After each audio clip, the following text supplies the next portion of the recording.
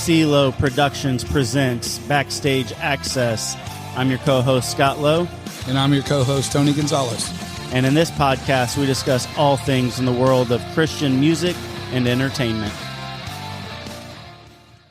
All right. Thank you for joining us this week on Backstage Access. We have a very special guest this week. We have the Josiah Prince, founder of The Ranch and guitarist and backup vocals for the Christian metal band Disciple. Josiah, how you doing? I am wonderful, guys. How are y'all? We are great, bro. We are great. Thank you so much for joining us. We're really excited to get to know you a little bit more and, learn your story and how you got plugged into The Ranch. Yeah, man. Glad to be here. Awesome. So obviously everybody knows who you are. They're familiar with you and Disciple, but aside from that, just like your personal testimony, what's your story, man? So my dad was a pastor, so I was born saved. I'm just kidding. I'm like, well, that's an interesting way to start it. No, I usually get this question a lot in Q&As, and so that's my go-to, starter. And usually when people can see my face, they can see the punchline, a little more clearly. So sorry, I had to subject you to it, but. Awesome. No, my dad was a pastor though. He started a small church in North Carolina where I'm from. They started it right around the time I was born. And so I did grow up in church and, like I said, small church. So we were setting up, tearing down every week. And so I just came up, that was just the lifestyle was kind of service to the Lord and, was really involved in every single thing that happened at church. Prayed with my dad at a young age to accept Christ and, came up into the youth group and, just kind of, I'll say I don't have like a crazy, drama filled story of, going through a lot of things that getting away from kind of that foundation. But, the Lord's been faithful to me and I've just kind of stuck in with him and just tried to be faithful. So, that's kind of the big picture.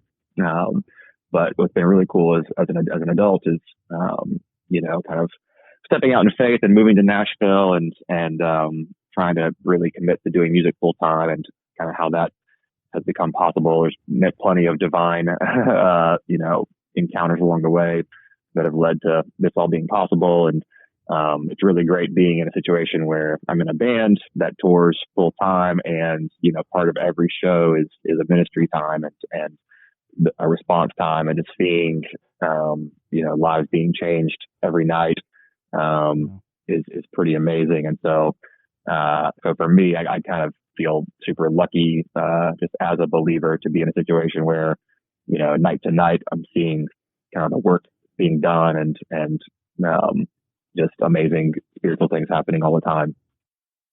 Yeah, for sure. I mean, obviously, Disciple is super well known, and you joined Disciple in 2012, right? That's correct. Yeah, it's right about 12 years right now, I think. Wow. Okay. Wow. And so when you first came in, did you, because I know you've been playing guitar for a while, did you come in as only guitar and later came in as the backup vocalist, or was that kind of the plan from the beginning for you to be backup vocalist to Kevin?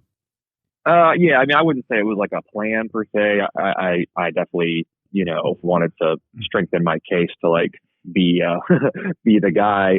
'Cause at the time there was, originally supposed to be kind of a slew of guys trying out, for Disciple. I had just finished up with a band that I was in for 7 years called Philmont, Christian pop punk band that, Oh, wow. we did a lot of cool stuff and, had a record deal and toured a lot, but never really quite got to the point of being able to do it as much as we wanted. And this is, a big part of my story is kind of feeling strongly like I was supposed to leave Philmont, but I wasn't sure why. I didn't have a next thing.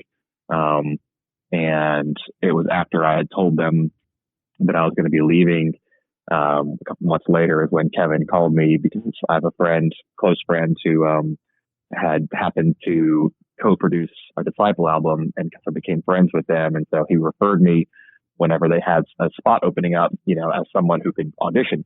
And so I was like, wow, okay, well, maybe this is the thing I'm supposed to do. And then what kind of sealed it for me, at least, was that whenever Kevin, we've been talking and I was learning songs, and I was like, okay, what date do you need me? And we'd already scheduled the final farewell show for Philmont at this festival in South Dakota. And the first date that Disciple needed me to come for my audition was the day after that show that was already booked for Philmont's final show. And so I literally played that show, super emotional, my band that I'd started, in high school, breaking up, and then got on a plane and flew across the country to Pennsylvania or West Virginia, I should say, to play my first Disciple show. So that right there was super poetic and meaningful to me, and felt like it was, like I said, divine. And, but I was still auditioning, and honestly not super qualified. I was a guitarist and I was a good performer, but I was definitely not prepared in terms of I wasn't well versed in the style of Southern rock, metal, all that heavier stuff, guitar solos. I could kind of fake it pretty well, and that's what I was doing. But I was, singing and just trying to perform the best I could and be professional and all that stuff. And didn't even know the guys in Disciple at all. Didn't know Kevin. I was just coming in as a kid trying out. And as it worked out, also divine, I think, all the other people who were supposed to come try out ended up falling through, with whether it was scheduling or a gear problem or something. And so one by one, it was like, hey, can you do this next week also? Can you play this next week also? And I just kept coming out, and then it just kind of became the thing. So, a lot of dominoes fell right at the right time. And so luckily for me, soon after that, we lost the other guitar player in the band, and then, Andrew Stanton, who's still in the band on guitar, joined. And so me and him were kind of new at the same time, and he is way better at the metal guitar and the solos and all that kind of stuff. So I was kind of able to borrow a lot from him and let him influence me and show me how to really do it. So it sounds like you got a kind of really a different background in music than what you're playing now. So exactly. Yeah, exactly. So tell us about some of your influences. I'm really curious about that. So for me, it was early on. I was homeschooled, pastor's kid, not allowed to listen to a lot of stuff. So it was whatever CCM was on the radio was my early, and then 60s. We were allowed to listen to oldies, and so the Beach Boys and Beatles became huge for me. Oh wow! Okay. Early on, so I'm still to this day a massive Beach Boys fan, Beatles fan. Nice. And love just the songwriting and production elements that those artists kind of created. Right. But other than that, it was Michael W. Smith and DC Talk, and stuff like that in the 90s, and so. Loved all that stuff. And when I started playing guitar, what I realized I liked was I didn't really care so much about the guitar itself, but when I was able to sit down and play a DC Talk song and perform a song, that was kind of the thing that clicked for me. I was like, oh, I love this, because I've been playing drums a little bit. But what sold me on guitar was, oh, I can make a song happen just here by myself right now. And that's still kind of how I approach the guitar is, and like I was saying before, I was not prepared for a Disciple as far as the technicality. And so now I had the technique and all that, but I still kind of see the guitar and treat the guitar as a vessel for what can happen with a song and with, an arrangement or, an emotion. And so, talking about pop punk also, my last band was a pop punk band. So Reliant K was the band that, as a young youth group kid, I discovered Reliant K, and that was where I was like, oh, now I want to be in a band and jump around and play power chords. And so I learned all their songs, and in ninth grade started a band that played a lot of Reliant K covers and wrote a lot of kind of derivative songs from bands like that. Oh, okay. So yeah, Wow. so that was really my background, with a lot of pop punk and just like pop rock and just more song based guitar playing than like riffs and kind of guitar centered stuff. Oh, okay. Gotcha. And so one of the things that, we really wanted to talk to you on this episode about the ranch, because so you're our 39th guest on this podcast, and I would say at least 15, maybe even more, Yeah. have mentioned you specifically, about either A, you being an influence of theirs, or B, you actually helping them, them coming down to the ranch. And so, obviously, you do have the disciple side, but tell us about the ranch and kind of what led you to start that. Thanks, man. Yeah, it's been really cool. Again, just feel super blessed. Everything I'm about to say is just like, that's my attitude, is I kind of can't believe it, and I feel super blessed. And I take it really seriously too. So like, again, talking about songs and loving songs and wanting to like connect the dots to turn songs into performances. Back in Philmont, my last band, we would always write songs, and then as a band, you're kind of limited, especially back then. Now there's way more. Usually every band has somebody who can at least like record a demo, or has a basic garage band or something, like a software that can record a basic demo for a song. Back then that was way more rare. And so for me, I was getting tired of like waiting around to be able to go into a studio somewhere and make demos of these songs we're writing. So I was like, well, let me just buy Pro Tools, which is recording software, kind of the industry standard, definitely at the time anyway. And so I bought it. I bought a MacBook, and I started learning. I had a good friend, actually the same friend who I mentioned earlier, who referred me to Disciple, who was several years ahead of me in learning audio production. Wow. We had gone to school for it, and he was ahead of me, and so he was kind of my mentor. So I would just watch him, and I would play guitar on a lot of his sessions. And so I would just go over and just watch him use Pro Tools, learn stuff, come home, and then work on my own demos in Pro Tools. So for me, starting to record was really just a matter of needing a way to get my songs that I was writing just out quicker and into people's ears quicker, as far as like in the band or management or record label or whatever. I just wanted to be a little more self-sufficient in that regard. So I was never really thinking of recording other artists or anything like that. And then I moved to Nashville. My wife and I, got married the same year that I joined Disciple. Nice. And then, I was already planning on moving here, but getting into Disciple, really, really cemented it, because that's where the band is based. And so moved up to Nashville, and yeah, we're just doing demos again. Like we're trying to write Disciple songs and make demos, and they were really bad. But I'm just trying my best, just swinging, get in the batter's box and swinging. And then I had a buddy who had played drums for Philmont a little bit, and he was starting a new band, and he knew I was just kind of recording a little bit, and he was like, "Hey, can you just record a demo for my band?" Great, sure, yeah. I need to practice anyway, so this will be fun.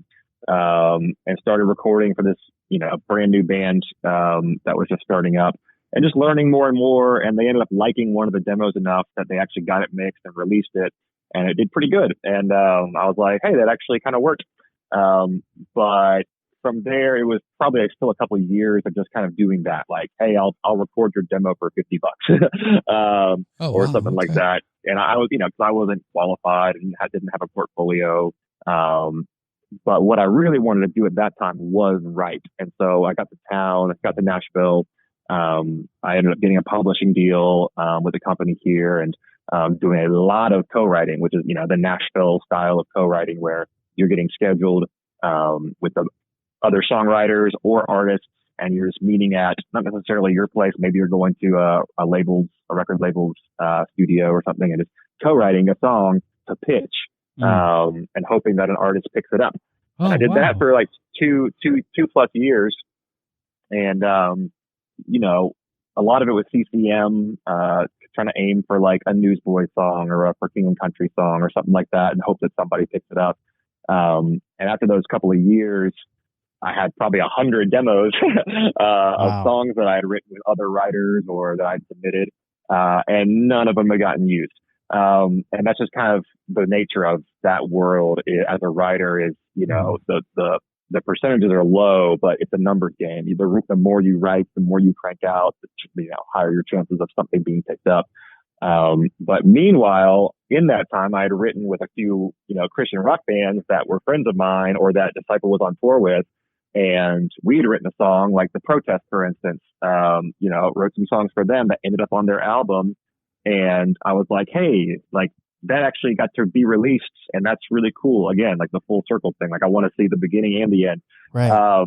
And so I kind of grew frustrated with the kind of the career songwriter kind of path.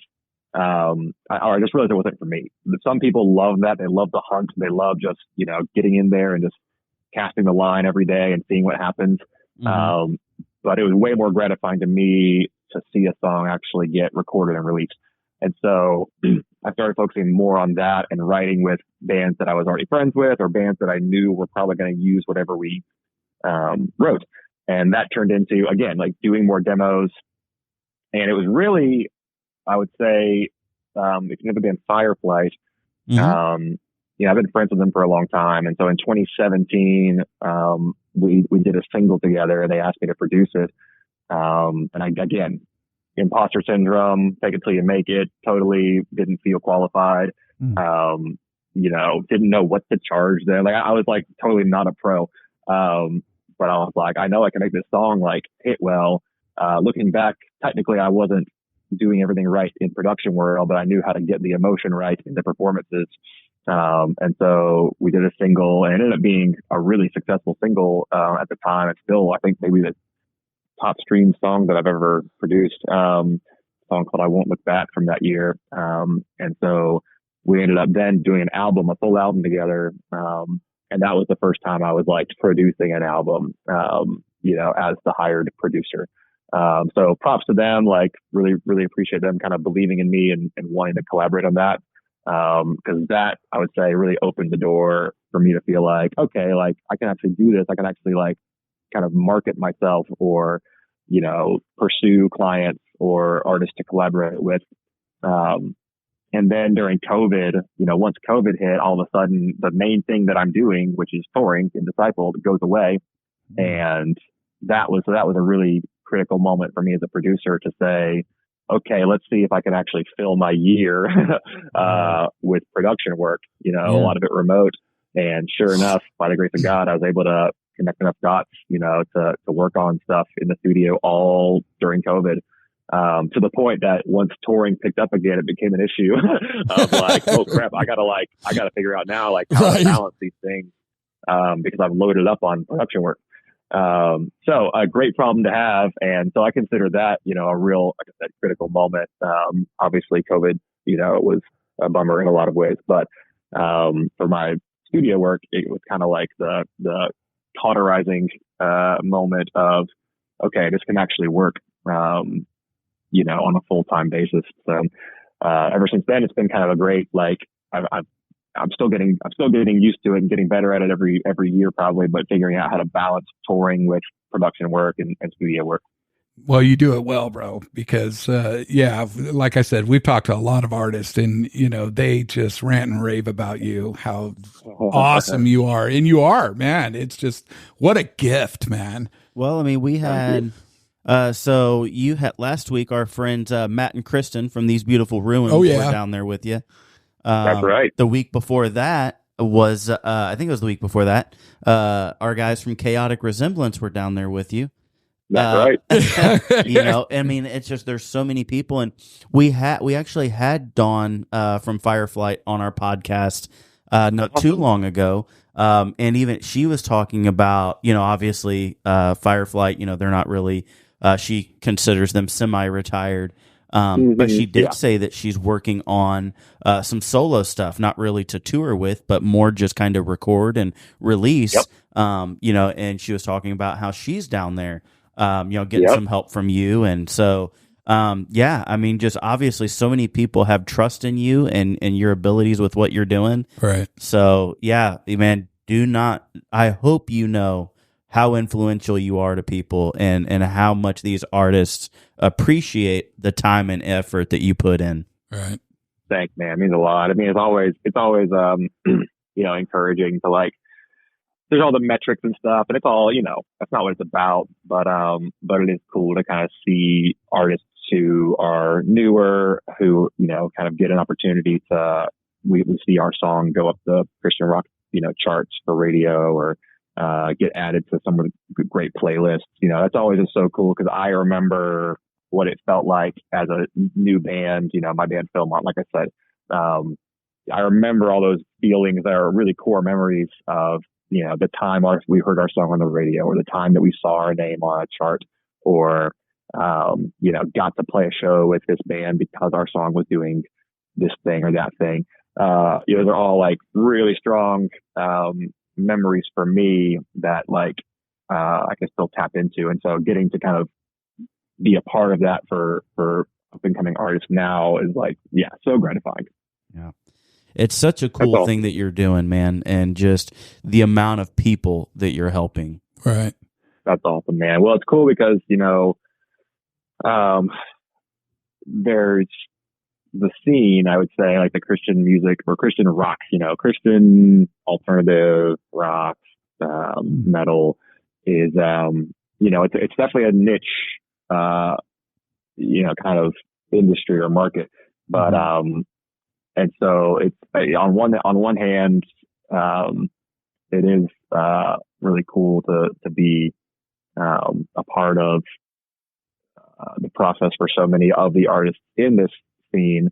And at the same time, it's like, I'm hoping that like part of the goal, I would say, of what I do is just making, the quality of this art, as strong as possible, and making the songs as good as possible to inspire other people. Again, like when I heard, this Reliant K album as a 13, 14-year-old, that made me want to start a band.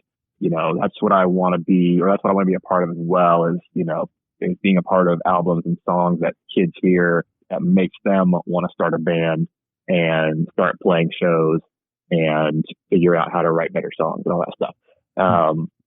And so I love seeing kind of the whatever rising tide kind of bringing all ships up, like, just the quality improving and just people figuring out, just how to write better songs and put on better shows and engage more with their audience. It's the whole thing. The whole process is gratifying. I definitely am not, single-minded in like the studio world of it. It's like, it's all like a pathway in my mind. The studio is just one step on the pathway for each artist, and hopefully launching them into something awesome. Yeah. Wow. Yeah. That's amazing. So I'm curious, and I'm trying to figure out how to word it, I guess, because obviously there's so many bands out there, and they're really talented, and obviously they enjoy what they do. But with you, with how busy you are with Disciple, and the fact that you make so much time to help artists in the ranch, I know you said that you grew up, listening to 60s and 70s music, but was there like a specific event or something in your life that gave you a deep, because to me it seems like your passion for music goes way deeper than even most musicians, because you're such a busy person, obviously touring with Disciple, but the fact that you still make it a priority to have the ranch where you're helping these artists, you're helping them with writing, you're helping them with producing. What do you feel like just really created that sense of a deeper passion? That's a good question. I mean, I think I definitely just resonated really deeply with, like I said, the music I grew up on. I mean, I was just music obsessed. Again, just at the homeschooler, even before I could play an instrument, I was just listening to my cassette tapes over and over, and listening to the radio all day with the record button ready to like catch whatever song I was hoping to record to a cassette so I could keep it and listen to it again later.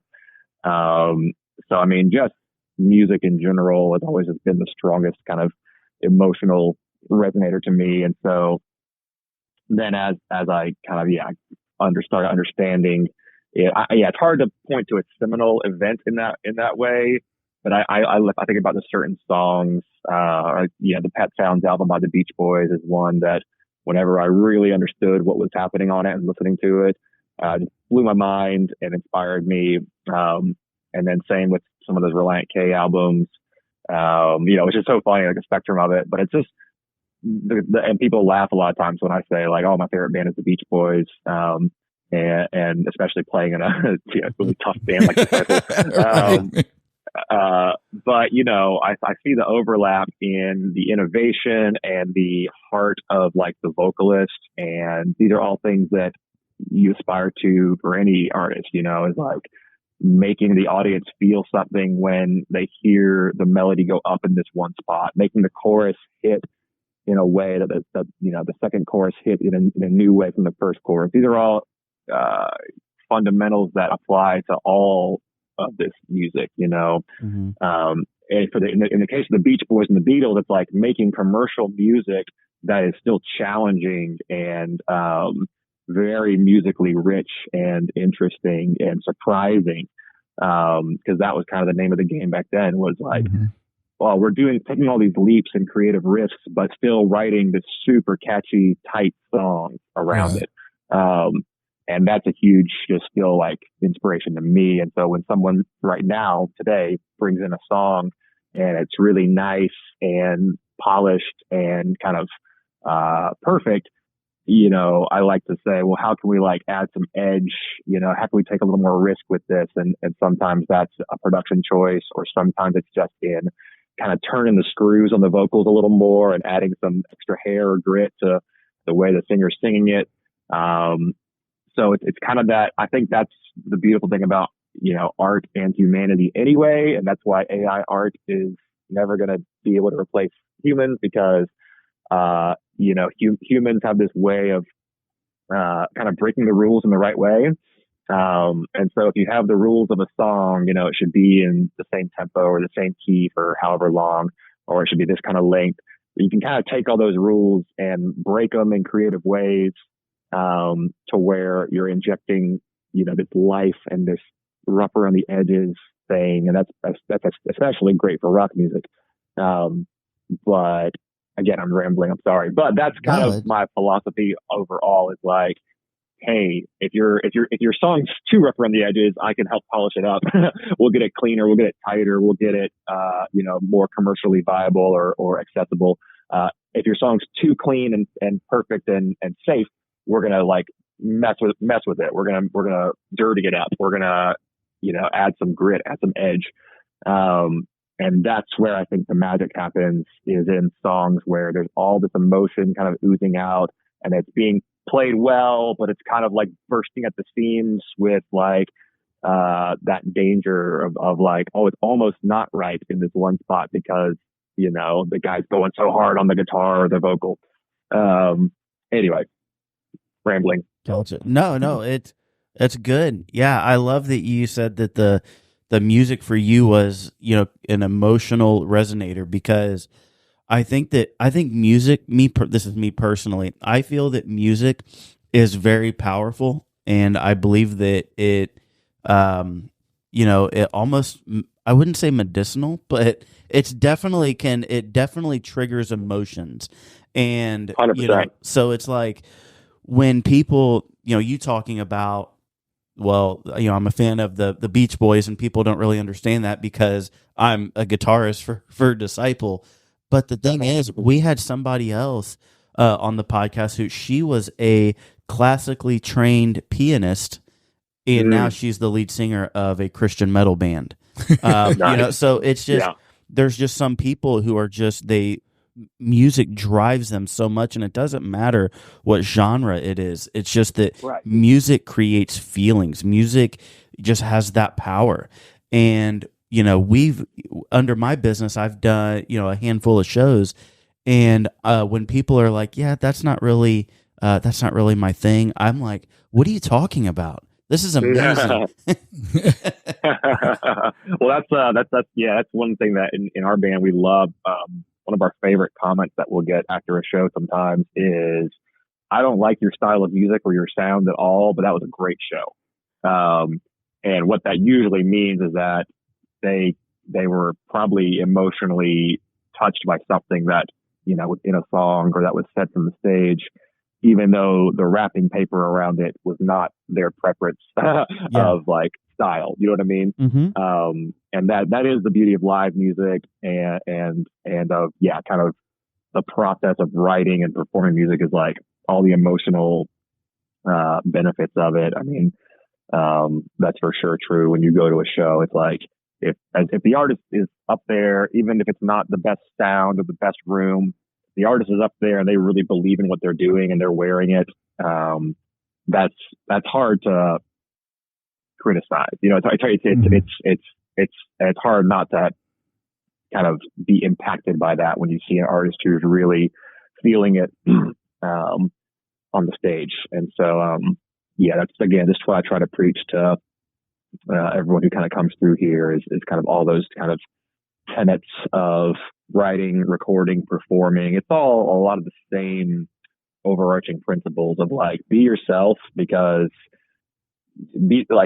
dig deeper into being yourself as an artist and as a writer, as a performer, rather than just mimicking someone else. Obviously you have influences and you should definitely like pull from those, but you also in the same breath have to dig deeper into the unique quality that you bring to the table, because that's what you want people to fall in love with as a listener, because that's what you're always going to be able to draw from and replicate. Whereas if you just fully mimic another artist for your first project or whatever, maybe you don't like that artist so much in a few years, and now you can't go back to that well. And so people who have maybe come to like you as a band, they're going to be left hanging because you don't have that anymore as your inspiration. So you have to dig deeply into your own story, your own influence, like combination of influences, your own special kind of cocktail of qualities that are going to make you distinct as an artist, as not like everybody else. Like what's different about you than everybody else? Dig into that and draw from that, because you're always going to be able to pull from that as time goes on. Yeah. Yep. Yeah, it's amazing how strong that is too, because, music, just like Scott said, is so emotional. When I was growing up, man, I was listening to so many different bands that I listened to as I was growing up. And, I could just sit there and think back and I hear a song and it's like, man, it's just the emotions. Yeah, it's the emotions that come along with it. And, even like listening to some old guitar solos and stuff like that. And it was just the way it was played. It's like it's telling a story without words. It's like really cool. And the power of music is just insane. It's beautiful. It really is. It's beautiful. It is, and that exists even outside of, lyrics that are meant to be kind of about Christ or God or like spiritual.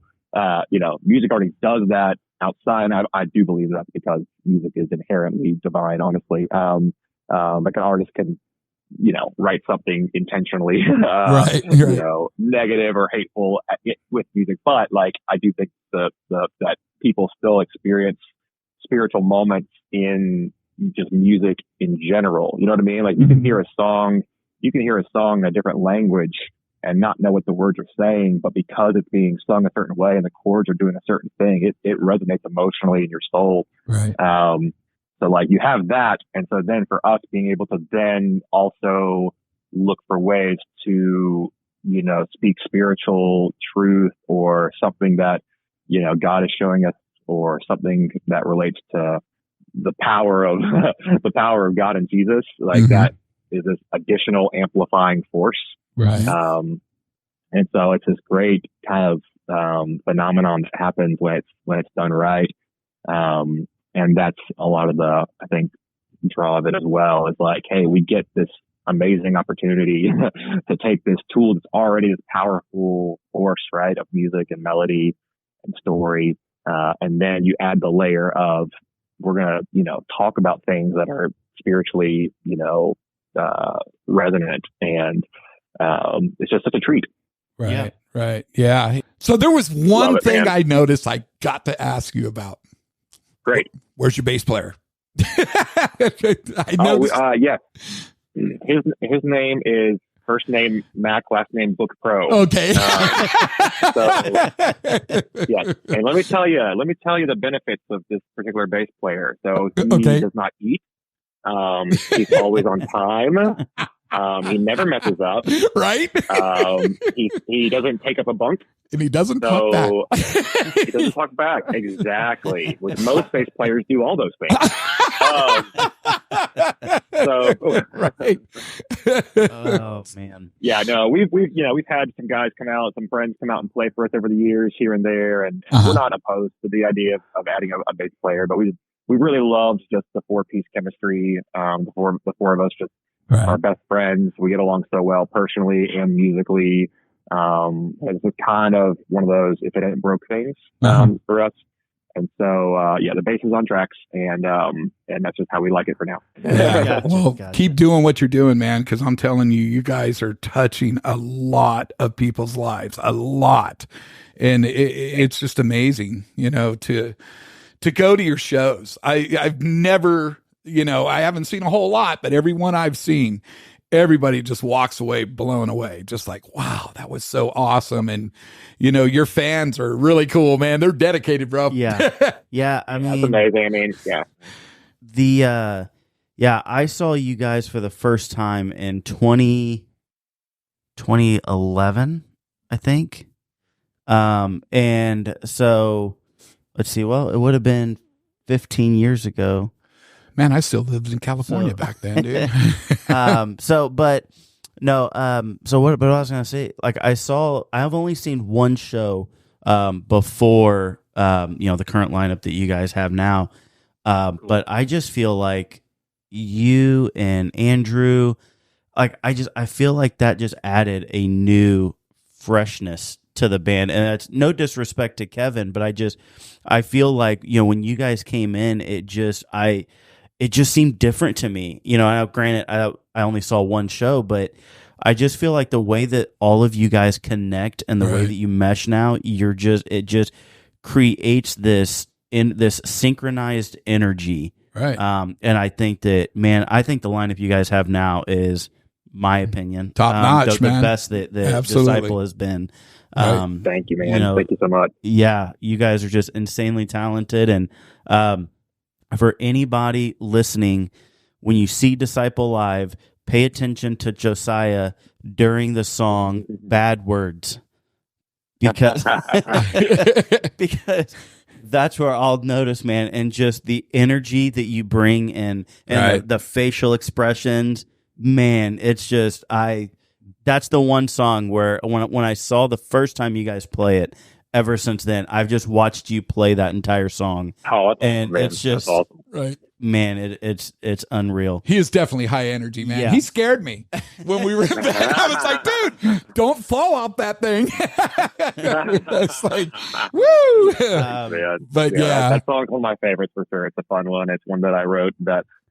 Just real quick, going back to the influences thing, there's a lot of Beach Boys ideas in that song. Believe it or not. Really? Wow, that's cool. So a lot of people notice that the key changes a lot in that song. So the key changes from verse to chorus, and then halfway through the chorus, the key modulates up again. Wow. These are again things you don't normally do, but it's totally from like Good Vibrations. Does the exact same thing. Really? Wow, that's awesome. It's literally something I challenged myself. I was like, man, I want to do that like in a heavy song because you just don't hear that. And so I just kind of took myself to task on that one, and was really happy with how it turned out. So all that's so going cool. through my head and my heart whenever I'm playing it. So wow. But yeah, no, we really, really appreciate you and everything that you do. If you wouldn't mind, for our listeners, if you want to let them know how they can support you and whether support you in the ranch or support you in the band, right? Just kind of let our listeners know, man, because we're here for you, right? Yeah, so you can follow me on Instagram. It's my main place, so it's Josiah Princetagram. But if you just search Josiah Prince, Prince like Purple Rain, You can find me on Instagram. That's where I do a lot of stuff, and been trying to do more kind of content that's just kind of geared toward creativity and writer's block and things that, you know, younger or up and coming artists can benefit from. So follow me there for stuff like that. And then, you know, supporting Disciple is supporting me as well. So if you follow Disciple and come to our shows and buy something, that's also awesome. We also have a Patreon called the Rebel Society. That's a monthly thing we've had for the past 5 years where we do content every month. We do Zoom hangouts and all that kind of stuff. And people signing up for that, you know, on a monthly basis is massively, massively helpful to us. Okay. So those are the things. Okay. Nice. Awesome. Good deal. Josiah, thank you so much, man. We really, really appreciate you being here. We with sure us. do, brother. We do. Thank you. Yeah, guys. Thank you. Yeah.